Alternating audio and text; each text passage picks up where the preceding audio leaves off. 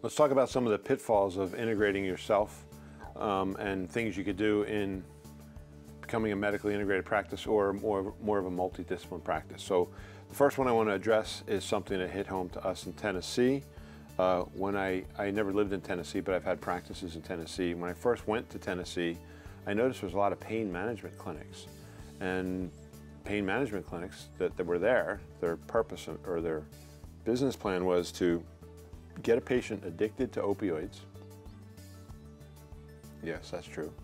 And then have them come back and do procedures on them. And then when they want the refill for the opioid prescription, the nurse practitioner was instructed to tell them, well, we can't keep giving you this injection or this prescription unless you let us work on you, so we're going to do some SI injections. SI injections were a highly reimbursed injection.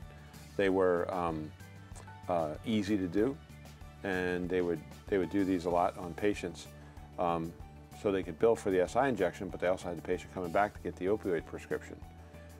The sad part about this is when I discovered that a lot of these clinics that had that exact business model were owned by chiropractors. So there was a consulting company in Tennessee that was teaching chiropractors how to become a pain management. Abandon your philosophy, abandon your chiropractic adjustments, open up a pain management clinic, get your patients addicted to the opioids. When they got addicted to the opioids, you'd have great compliance because they'd keep showing up for treatment. And you have a nurse practitioner doing the injections and doing simple SI injections, and it was so out of control that the State Board of Nursing determined that nurse practitioners lost the right to do SI injections in the state of Tennessee. They were allowed to do them before, but they lost it because of this one particular line of clinics run by chiropractors doing pain management. Those guys should be run out of business, run out of the state, run out of the country, and go to jail, in my opinion. That is a crime against humanity, but it was happening. Are all pain management clinics bad? You know, I hear guys tell me, oh, well, we constantly survey our patients to make sure they're not getting addicted. And before they invented the opioids, there was ways to deal with pain. We should go back to those methods.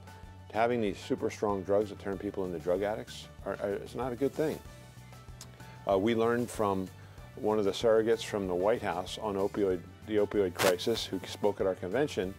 He mentioned to us that there was a study done on 38 people to prove that opioids were not addictive.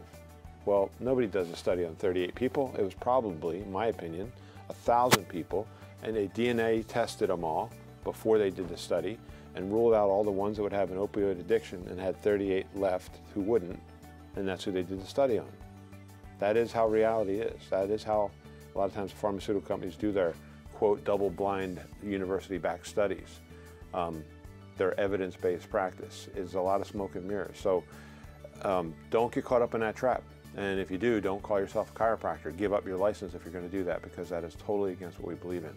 And I know a lot of medical people that think you should give up your license as well, because maybe there's a time and place for an opioid to be prescribed, but not like that. So that's pitfall number one.